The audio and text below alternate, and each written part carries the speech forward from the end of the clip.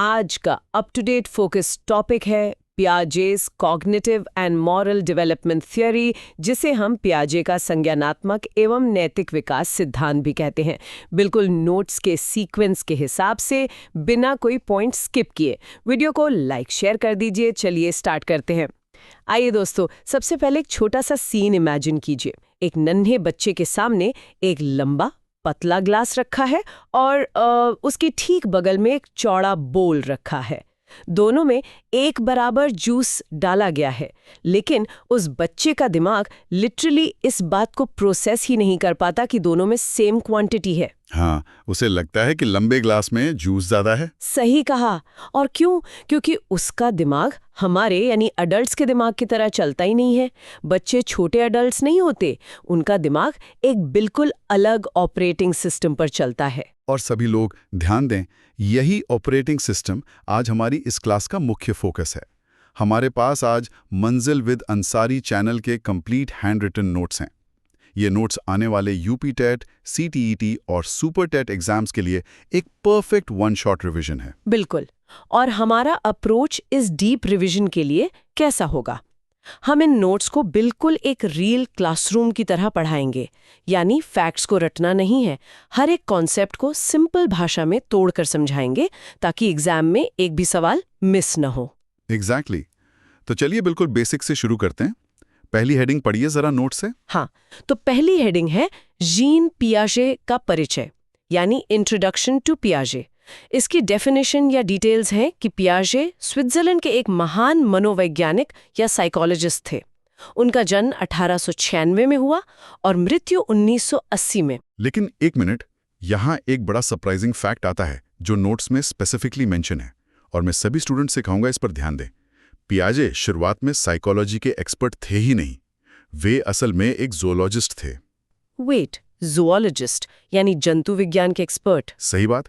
उन्होंने अपनी early research घोंघों पर, स्नेल्स पर की थी।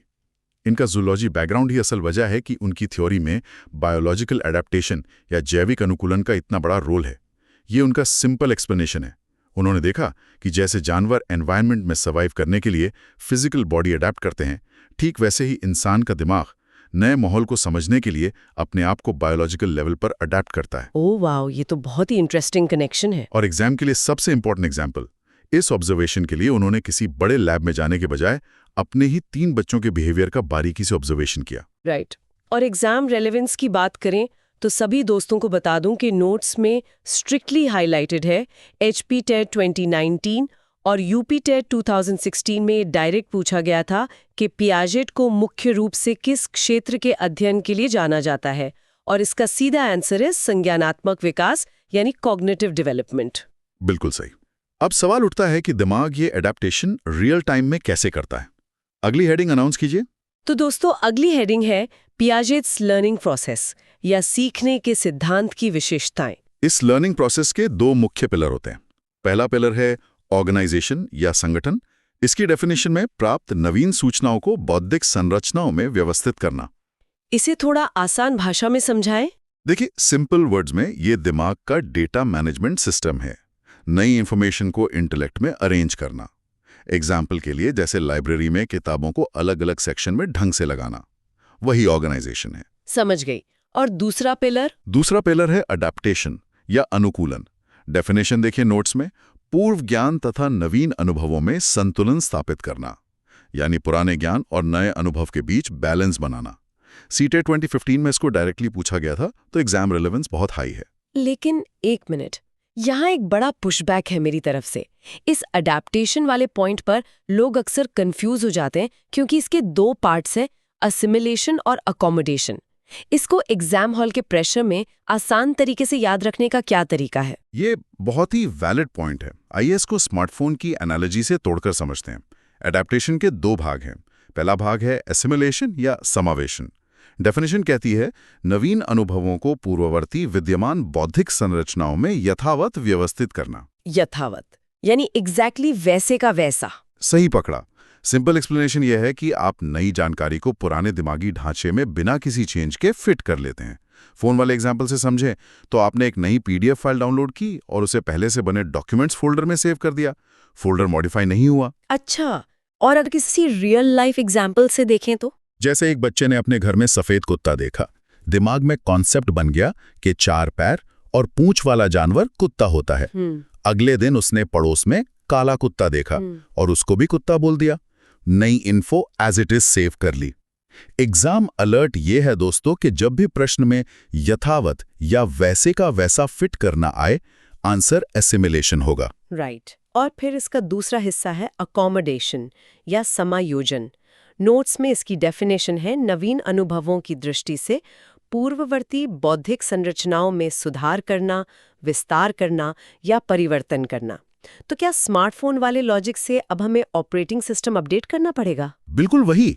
यहां नई जानकारी के हिसाब से पुराने स्कीमा को बदलना या मॉडिफाई करना पड़ता है। इस बात पर थोड़ा पॉज लेके एम्फसिस दे रहा हूं, पुराने ढांचे को बदलना पड़ता है। जैसे अगर बच्चे ने बिल्ली देख ली।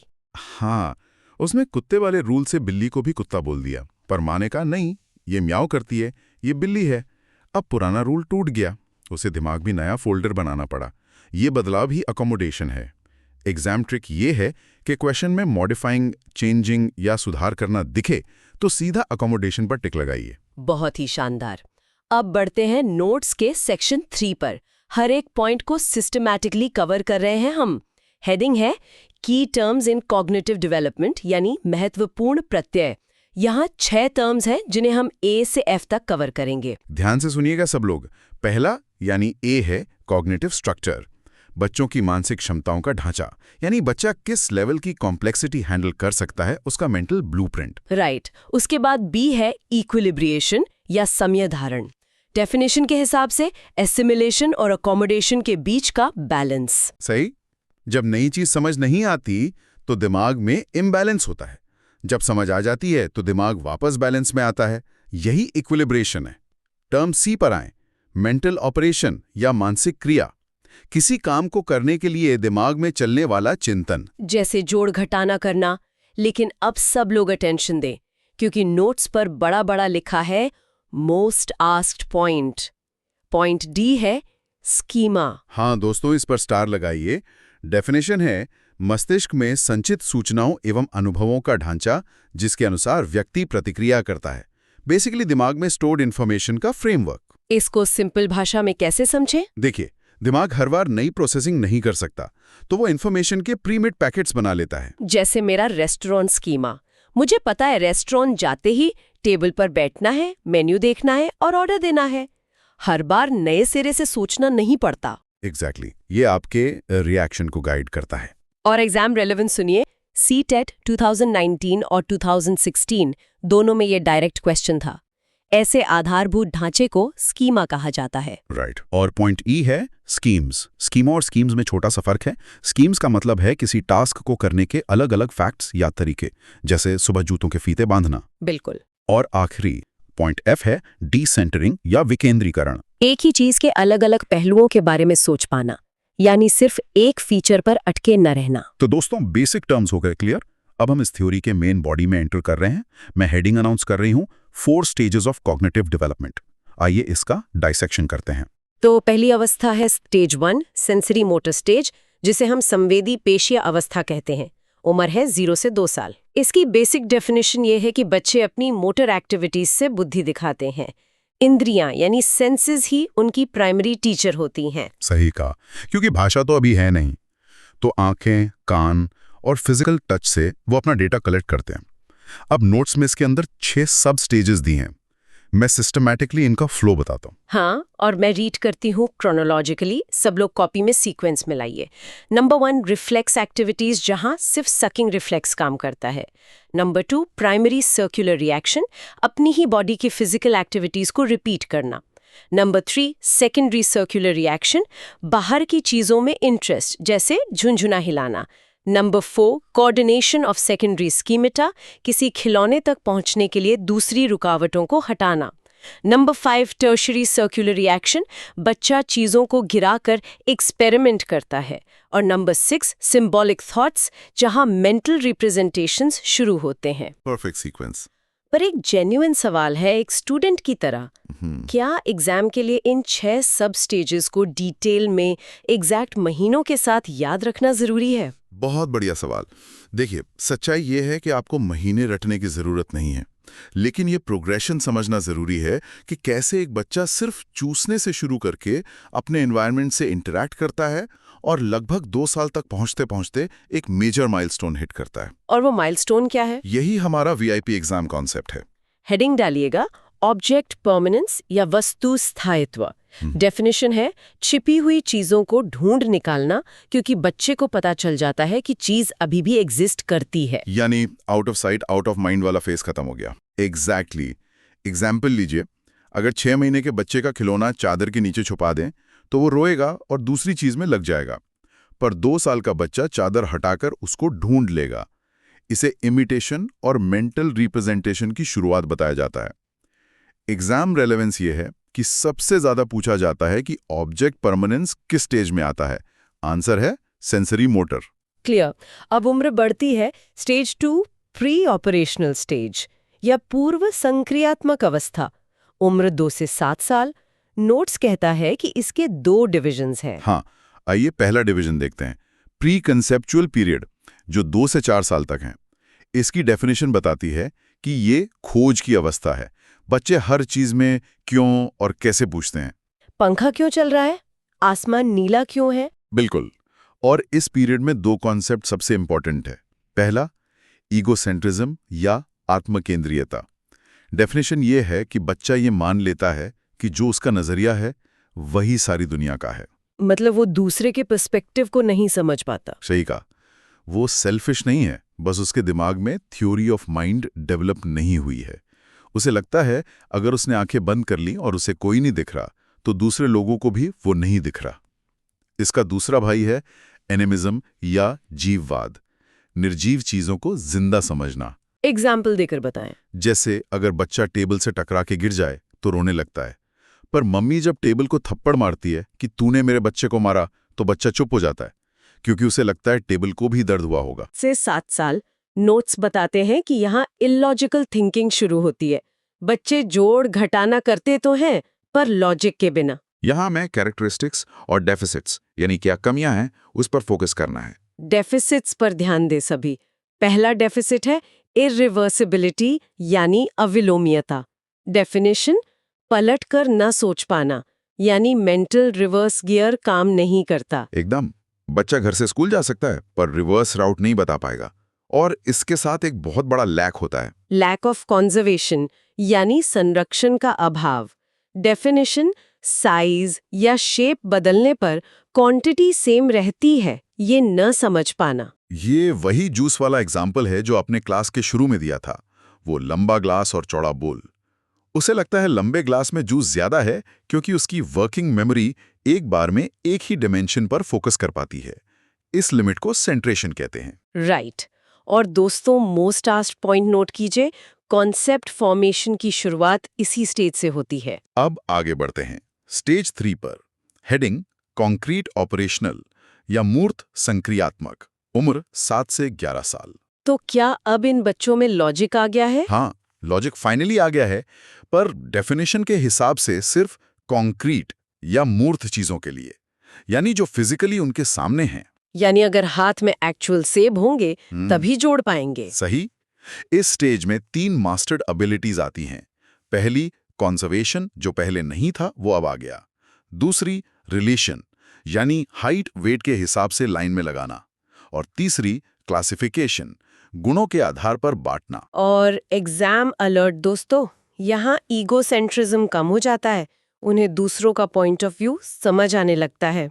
अब स्टेज 4 की हेडिंग पढ़ते हैं, फॉर्मल ऑपरेशनल स्टेज या औपचारिक अवस्था, 11 से 15 साल। इस स्टेज की मेन डेफिनेशन यही है कि अब सिस्टमैटिक और एब्स्ट्रैक्ट सोचा जाती है। उन्हें अब सेब की जरूरत नहीं है, वो अलजेब्रा के एक्स और वाई दिमाग में प्रोसेस कर लेते हैं, मेटाफर्स समझते हैं। इस पॉइंट पर एक एग्जाम ट्रिक बता दूं, एक टीचर की तरह। सभी ध्यान से सुनिए। अगर क्वेश्चन में कॉन्क्रीट, मूर्त या विजिबल वर्ड आए तो आंसर सीधा कॉन्क्रीट ऑपरेशनल होगा।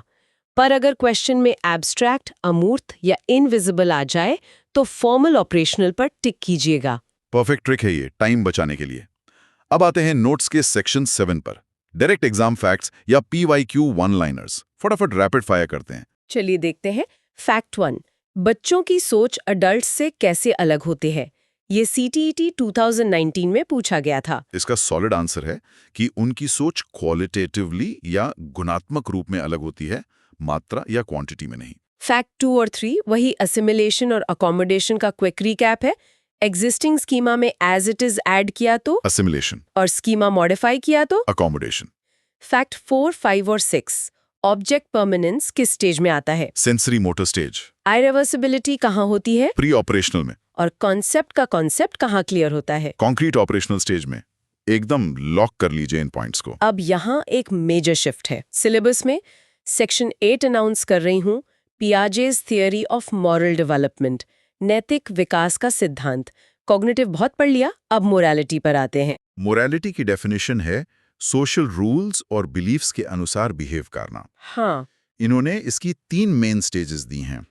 प्रोग्रेशन समझना जरूरी है। पहली स्टेज पढ़ती हूँ मॉरल रियलिज्म, उम्र 7 से 8 साल। यहाँ देखिए, रूल्स हमेशा दूसरे बनाते हैं, अथॉरिटी फिगर्स। बच्चा रूल्स को एब्सोल्यूट मानता है। इवैल्यूएशन हमेशा एक्शन के रिजल्ट पर होता है, इंटेंशन पर नहीं। इसमें ईगो सेंट्रलाइजेशन होती है। दूसरी स्टेज मॉरल इक्वालिटी, 8 से 12 साल, यानी अब बच्चा अपने पीयर ग्रुप्स में जा रहा है। हाँ, और अब कोऑपरेशन और गिव एंड टेक शुरू होता है। कोऑपरेटिव गेम्स खेलते हैं। रूल्स तब तक अच्छे हैं जब तक गेम फेयर रहे। और तीसरी मॉरल रिलेटिविज्म, 12 साल से ऊपर। यहाँ बच्चा खुद डिसाइड करता है क्या सही है। अगर सिचुएशन डिमांड करती है तो म्यूचुअल कंसेंट से रूल्स चेंज किए जा सकते हैं। रूल्स पत्थर की लकीर नहीं है। या सोचती है कि बहुमत के अनुकूल बनाने के लिए नियमों का संशोधन किया जा सकता है। इसका क्या अर्थ है? इसका क्लियरली यही अर्थ है कि रिया मॉरल रियलिज्म से बाहर निकलकर मोरालिटी ऑफ कोऑपरेशन यानी इक्वालिटी वाली स्टेज में आ चुकी है, जहां रूल्स को सबकी भलाई के लिए बदला जा सकता है। बहुत बढ़िया। अब आते हैं सेक्शन 9 पर, fast revision and MCQ practice. मैं पूरी क्लास का सार फटाफट 5 पॉइंट्स में रिवाइज करा देती हूँ। सभी नोट्स टैली करें। बिल्कुल, go ahead. Point 1, frameworks. Cognitive की 4 स्टेजेस और मॉरल की 3 स्टेजेस याद रखनी है। पॉइंट 2, स्कीमा, दिमाग का stored framework. Point 3, adaptation trick, copy किया तो असिमिलेशन, मॉडिफाई किया तो accommodation. Point 4, deficits versus mastery. Pre operational में ईगोसेंट्रिज्म और इरिवर्सिबिलिटी होती है, कॉन्क्रीट आते आते कॉन्जर्वेशन पर मास्टरी आ जाती है। और आखिरी पॉइंट, कॉन्क्रीट वाले सिर्फ सामने रखी चीजों पर लॉजिक लगाते हैं और फॉर्मल वाले एब्स्ट्रैक्ट पर। Fantastic revision. अब एंड में मेरी तरफ से एक MCQ क्वेश्चन है पूरी क्लास के लिए। ध्यान से सुनिए। पियाजे के अनुसार किस अवस्था में बच्चा एब्स्ट्रैक्ट कॉन्सेप्ट्स के विषय में लॉजिकल थिंकिंग शुरू करता है? आखिरी ट्रिक याद है ना सबको? एब्स्ट्रैक्ट कॉन्सेप्ट मतलब कौन सी स्टेज? सब लोग अपने आंसर कमेंट बॉक्स में लिखो। एकदम सही। और इसके पहले कि हम क्लास में ये एक बड़ा पॉइंट है। खैर दोस्तों, आज हमने Piaget's cognitive and moral development theory को कंप्लीट सीक्वेंस में डिटेल से समझा। अगर आज की क्लास हेल्पफुल लगी हो तो वीडियो को लाइक जरूर करें और चैनल को सब्सक्राइब करना बिल्कुल ना भूलें। मिलते हैं नेक्स्ट क्लास में।